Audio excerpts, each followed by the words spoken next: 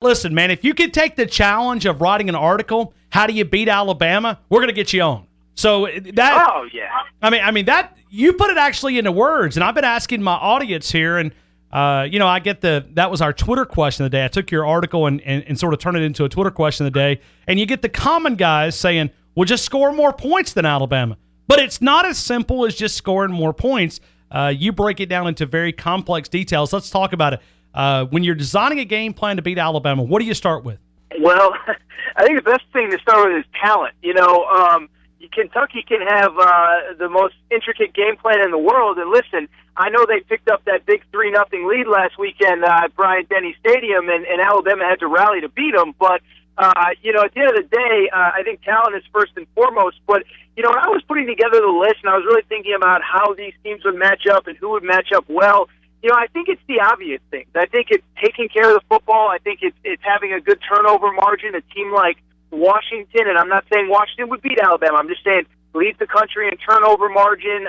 Basically, they force a lot of turnovers and don't turn themselves over a lot. So to me, it's little stuff like that, and obviously, it's the stuff that has had success through the years, the spread quarterbacks, things like that. But I think to me, it's like anything else. When you're a heavy underdog, which I think anyone in college football would probably be an underdog on a neutral field against Alabama, it starts with just being smart and doing the little things right, and that was really interesting to me, is to find all these little nuggets and stats that kind of help prove the point on individual teams.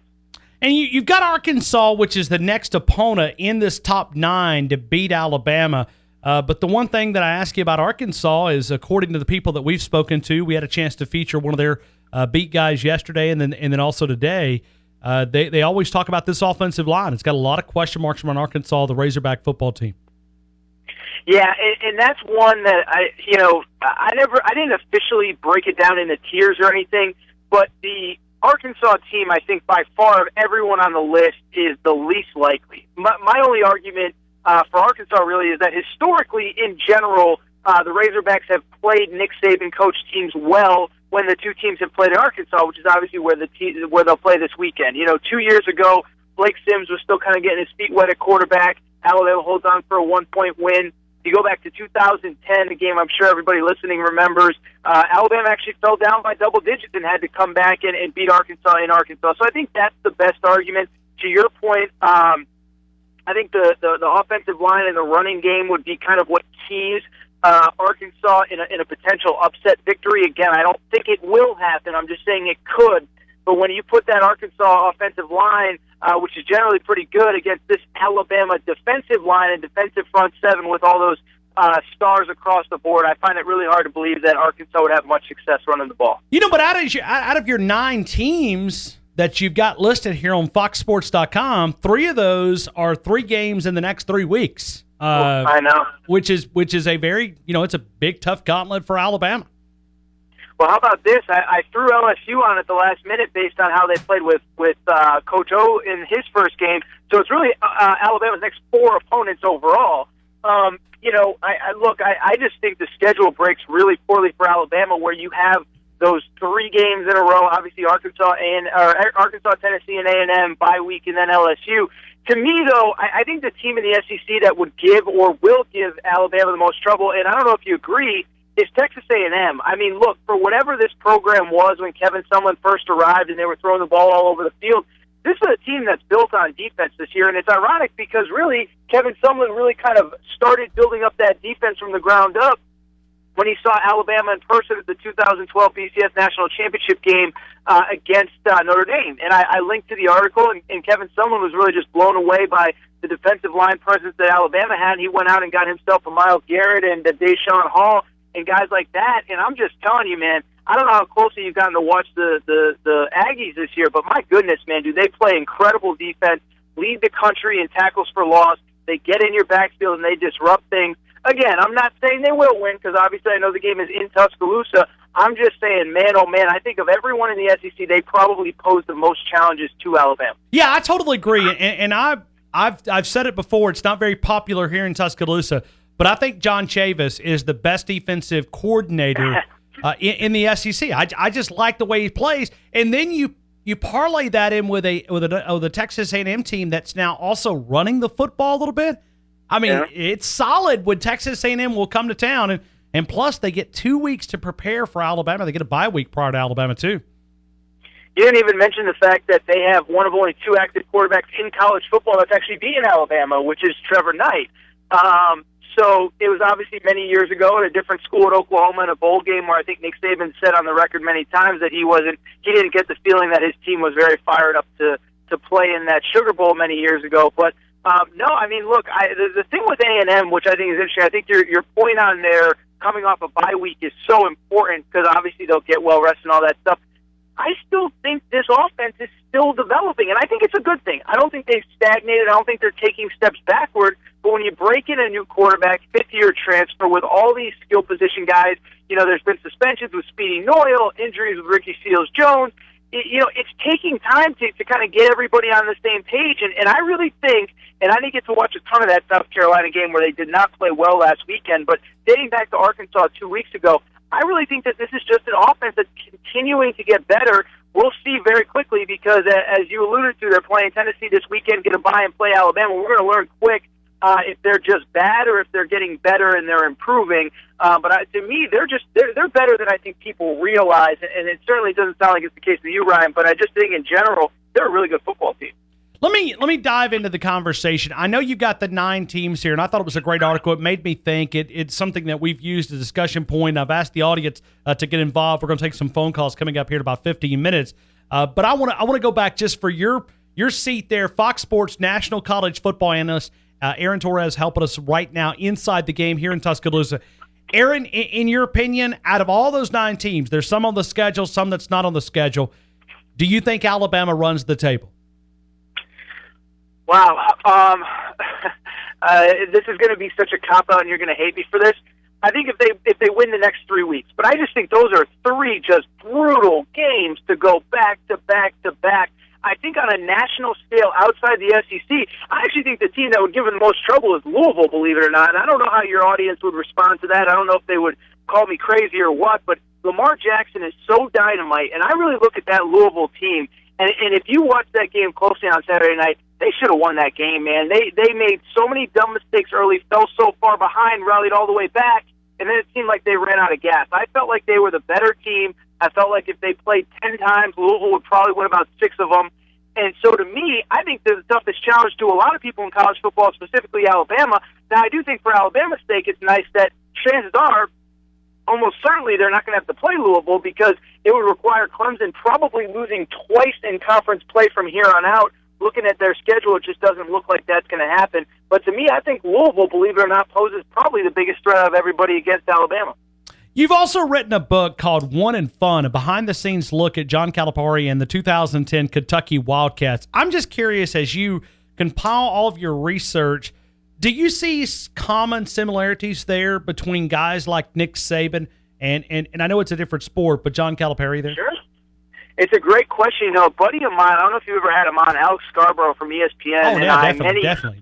Yeah, he is a knowledgeable Alabama guy, and I've actually asked him that conversation, and he's done a story on it, I believe, for ESPN, and I do see parallels. What I think, they're so different, right? Because Calipari's the big promoter and this and that, but here's where I think the similarity is. And this is something I don't think Nick Saban gets enough credit for. And I don't know how much time we have, so I hope I don't go too long. No, I here, mean, hey, stretch your legs, man. We're talking college football. I don't go off until 6:00 tonight, so you're fine. Awesome. So no, I mean, I think that where the parallel is this: they're always thinking outside the box. They're always thinking, what can I do to make my program better, my team better? So with John Calipari, he's much more boastful about it, right? He's very much, we should play a game on the moon. Let's play a game here. Let's play, he's just always out there. We heard, obviously, at the SEC meetings, let's play a game at the Georgia Dome, a tripleheader or whatever. Nick Saban is much more deliberate about it, but I think he thinks in the same way. What can I do to help my football program today? The example that I use, I think the Steve Sarkisian thing, totally under the radar. I mean, you're getting a guy, and admittedly, we all know he has his own, kind of limitations from a personality standpoint. And living here in Los Angeles, obviously I saw it firsthand, and I hope he gets right and all that stuff, and I hope he is right. But you look at the fact that, assuming that he is, has cleaned up his act, you're basically getting a unpaid, a paid assistant, a paid intern, a job that's supposed to go to a 24-year-old kid right out of grad school, and instead you got a 43-year-old head coach that's been a Division I FBS head coach for, about a decade. And so Sark was out there for everybody, but Nick Saban was the one that made the phone call and brought him in. And I think with Nick Saban, it's that if I can get that 1% edge on the LSUs and the Auburns and the Tennessees and whoever, I'm going to do it. And so, to me, I think in that way they're the same. They don't appear to be the same on the surface, but they are, and I think they have a lot of commonalities. The one other thing I'd add really quickly, there are two completely different sports, as you mentioned. They both love to recruit, and I think you can't underestimate that in today's day and age. I think that it's a foregone conclusion that all these guys love being on the road and being in homes and kissing grandma and all that stuff, and that's just not the case. But I'm telling you, as somebody who got to know Cal and his program pretty well, that guy loves being at homes. He loves being in gyms in the same way that I know Nick Saban loves being in homes, loves breaking down film of the high school sophomore, this and that. That is something that not every coach at this level likes to do, but I think those are the two obvious commonalities between the two. It's the catalyst. It's the catalyst. I mean, if you can recruit and you can go out and bid your talent, I was talking about a couple of minutes ago when I'm breaking down this Arkansas team, I'm going through check by check, and the first 22, yeah, you could come up with comparison. And you say, okay, Arkansas's got Drew Morgan. They've got this guy. They've got this guy. But it's really not about that 22. It's about that 44. Who's in that second deep? Who can rotate through and provide quality reps in that second string to give some of those first string guy reps as far as, sideline breathers? Yeah, no, absolutely. And I just think, and some coaches are very vocal about Urban Meyer being one of them that immediately comes to mind. What kind of, the high that they get off of recruiting. And I think Nick Saban, although he doesn't talk about it as much, does the same. And listen, you can't recruit at that level. I don't care how much you win. I don't care who your assistant coaches are. You don't recruit at that level if you don't love doing it. And I can't think of a coach off the top of my head that's a bad recruiter or that doesn't like it. But, man, especially in basketball, man, I talk to assistant coaches all the time that are like, man, I wish my guy was a little bit more involved, or I think we could close on this kid, but the head coach is just too passive or doesn't want to be there, or doesn't want to deal with mom and dad and whatever the case may be.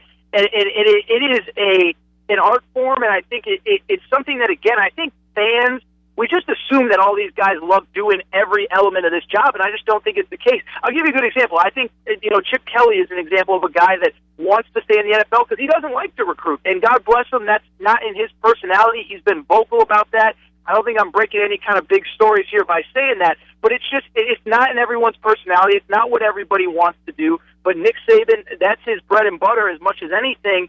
And listen, credit to him, credit to Urban Meyer. They know they're only as good as the players that they bring in their program. Obviously put a lot of time, emphasis into that stuff. It obviously is paying dividends on the field. But again, as I've said repeatedly, it's just not something that everybody enjoys doing. Nick Saban seems to be one of those guys that really does love it, though. I want to go to Charlie Strong for a couple of minutes because you've also written about that today, why Texas would be crazy to fire Charlie Strong. We don't know what's going to happen between Oklahoma and Texas, but something tells me if he loses that game this weekend, that seat could become mighty, mighty uncomfortable there in Austin. Yeah, no, I agree. And, that game, obviously being on Fox, we're paying a special, or FS1, I should say, we're paying especially close attention to it. But, to me, I just look at Texas and the program that he inherited, and Alabama, with all due respect, and I hope this doesn't come off as the wrong way, but, you guys were so spoiled because Nick Saban in year 2 had him in an SEC championship game, and in year 3 had him playing for a national championship. And that is just not that's just not normal, And I look at that Texas roster. They had, I'll tell you a great stat, Ryan. They have, since Charlie Strong's taken over, they've had 6 guys total drafted in the NFL. That doesn't sound terrible. Alabama had 7 drafted in the first 3 rounds just last season. So, it shows you what kind of front-end talent that team has, and you've alluded to it, many times about the depth that Alabama has that makes them so special. I think with Charlie Strong, I look at that roster, 11 of their top 16 tacklers are true freshmen, and by the way, I do use the term tackling loosely after what we saw the other day against Oklahoma State, but their quarterback's a true freshman, their leading receiver's a true sophomore. I mean, these are guys that at the good programs might not even be on the field at this time, and if they were, because they earned it over an older player. I just think you got to give Charlie Strong a tiny bit more time, man. I understand that you can probably pull up some pretty good stats that say that through almost 30 games now, if he hasn't figured it out, he's not going to. To me, it feels a little too early based on what he inherited, based on the fact that at least up until this year, the Big 12 had some really good teams, although I don't know if that's the case in 2016. But, man, I would like to just see – I would just like to see where he's at the end of this year before we get too deep into it. And you know what? If he's 2-2 at this time next year, then, yeah, he's probably got to go. But I just think right now it just feels still to me too early. I know every probably Texas fan in Austin disagrees, but that's just my personal opinion. Yeah, but there's a guy down in Houston that may not be there this time next year. Yeah. And that may push the cards a little bit. That's exactly right, and I think it was Dan Wolkin from USA Today wrote about that the other day, and I think he was right. Was that that little passive aggressive media leak by the folks at Texas sure felt like one of those. Hey, Tom Herman, I know you're paying attention. We're not saying we're going to have a job open, but hey, just don't forget about us. Just keep us in the back of your head, this and that, and that's what it felt like to me. My hunch is that Tom Herman, I really believe wants to stay at Houston, but when you're talking about an LSU or potentially a Texas, I don't know if he's going to have a choice, especially with this Big 12 expansion seeming to kind of stagnate over the last 2 or 3 weeks. And I'm with you, right? I just think that it was a total passive-aggressive Tom Herman saying, don't forget about us. But, man, oh, man, I don't know, man. It just feels like they're right on the cusp right there. Maybe I'm crazy. Maybe I'm overthinking it. I don't know. But it feels like they're right on the cusp. Hey, quick example. Kevin Sumlin, we were saying 4 or 5 weeks ago, needs to go. He might not make it through this year. All of a sudden, obviously, he was given a little bit more time, found his quarterback, and he's fine. So it's crazy how quickly things can turn in college football. I would like to see Charlie Strong get a little bit more time, but, man, I'm also realistic. That's just not the world we live in. You pay these coaches a lot of money, and you want immediate results. Aaron, there's a ton of other articles there on Fox Sports I'd love to get into, but I'm just out of time. I greatly appreciate you jumping on and spending